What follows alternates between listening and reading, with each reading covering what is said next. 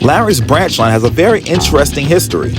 It was built by the Lancaster Gravel Company to reach the Southern United Railroad main line many years ago. It also provided general freight and passenger service to the towns along the way.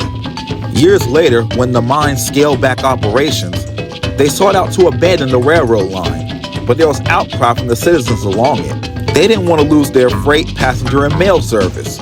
Representatives of the towns approached Mr. Regan, who was manager of the railroad at the time. He agreed to buy the whole line from the Gravel Corporation. Larry was given the branch line, and services resumed to Flint Station. The tracks to the gravel mine remained in place, but were left unused and overgrown. One day, Larry arrived at Flint Station with his mixed train as usual, and started to look at the old line. He sighed. "What's the matter, Larry?" asked Penny. "I was just wondering if we could find any use for that old track beyond the station." "It would be useful if the railroads wasn't there," said a voice. Larry, Penny, and Kennedy looked over, and it was Bob the steamroller. "Those rails will make good scrap iron. And those ties, they could be great for firewood." "Bob, what are you doing here?" Larry huffed. "I'm working on a road nearby," he answered. "Well, go back to work and stop bothering me and my coaches," snapped Larry. "I won't. I'm on break. I can do whatever I want and you can't tell me a thing."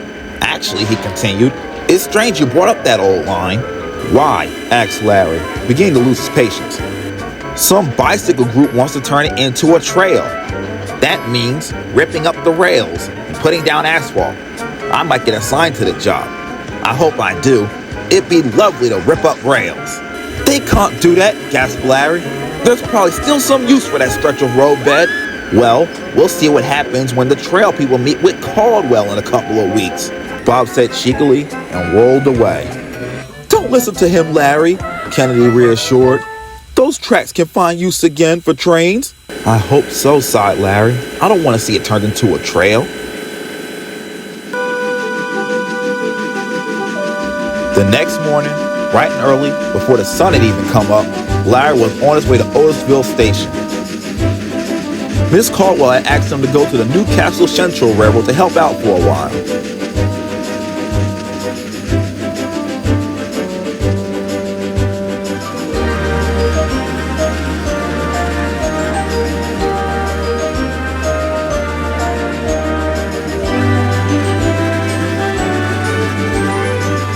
The Newcastle Railroad's Otisville division is very busy, so they wouldn't allow Larry to run as a light engine move. He would have to go with another train. When he arrived at Otisville, he found a passenger train. Heading the passenger train, he saw, "Chaz, is that you?" he shouted. "Indeed it is," he replied happily. Chaz was a Hudson locomotive and was good friends with Larry. "You have to get coupled on behind me," Chaz told Larry. "I'll take you to where you'll be working." Well, this got Larry more excited now.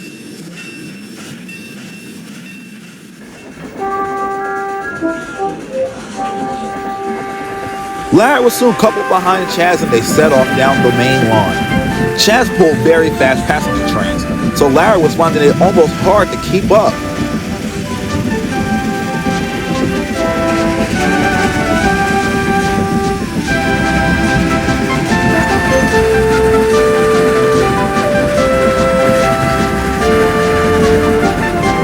Soon they arrived at St. Albans Station.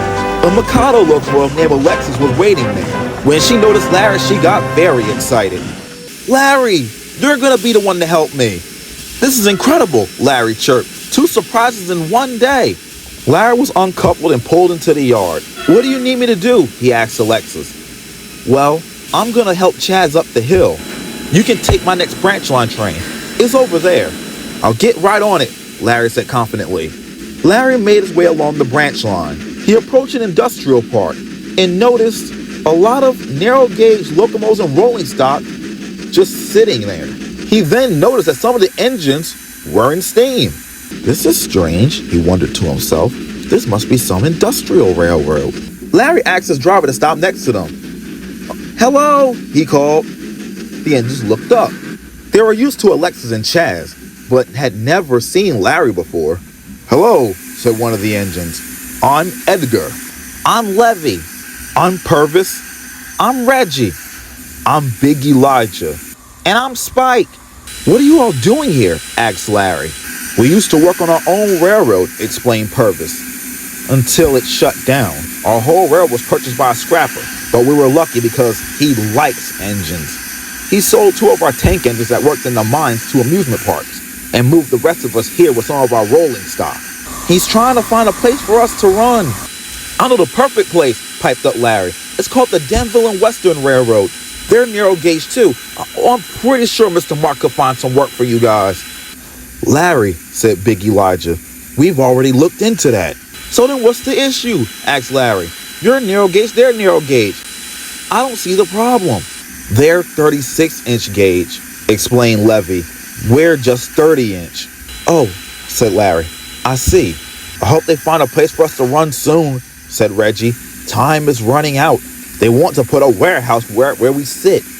Then our owner might have no choice but to scrap us. I'm not going to let that happen, stated Larry. I'll find a place for you to run. You really will? Big Elijah asked. Yes, I will, Larry replied. I promise. And he puffed away with his freight cars. That evening at the sheds, he spoke to Alexis and Chaz about it. We visit them from time to time, said Chaz, but we feel sorry that they have no place to run.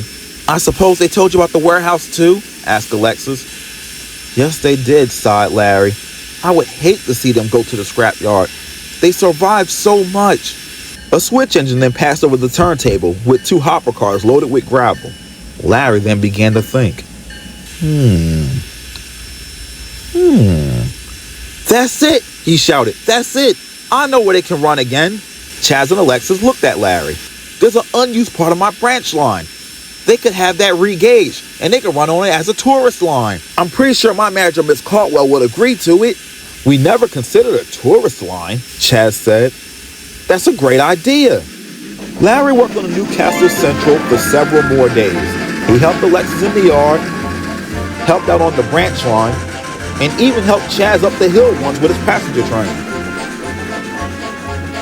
All too soon, it was time for Larry to head home. Again, he came to Otisville on Chaz's passenger train. Good luck with your manager, Larry. Hopefully she sees your view. Me too, Larry whistled to Chaz as he headed off. Larry arrived back just as Alex was giving out the assignments for the day. Oh, Larry, said Alex, you're back just in time. But Larry didn't hear him. His eyes darted back and forth. Where's Caldwell and Michelle? He asked. Michelle took Caldwell to the end of your branch line, answered Christian. She's going to meet with those rail trail people today. Today? Larry exclaimed. No, not today. I must go talk to her at once. But Larry, called Alex, I have a job for you. Have Coletta do it, he called. Wait, huh? Larry didn't say another word as he steamed out of the yard. Coletta sighed. He owes me for this one. Larry steamed down the main line and crossed over to his branch line. His fireman shoveled coal like his life depended on it, and his driver tried to hold him steady. Whoa, Larry, calm down. Calm down. But Larry couldn't calm down. His pistons pumped and his face went red. He hadn't puffed so fast up a branch line in all his life. His driver looked at his gauges. Hopefully we make it there, he said to the fireman. Larry soon reached the outskirts of the town of Flint, where a road ran alongside the railroad. He saw Bob the steamroller, rushing to save your precious piece of abandoned line. Well, you might be too. Larry was puffing so hard that he blew soot and ash all over Bob. Stupid steamers, he grumbled. Larry saw Michelle stopping at the station platform. I've made it. Then all of a sudden, crack. Whoosh! Larry rolled to a stop just as the safety valve burst. Miss Caldwell heard the commotion as she walked around to the front of the train. Larry, what the hell are you doing here? And what's going on? You just burst your safety valve.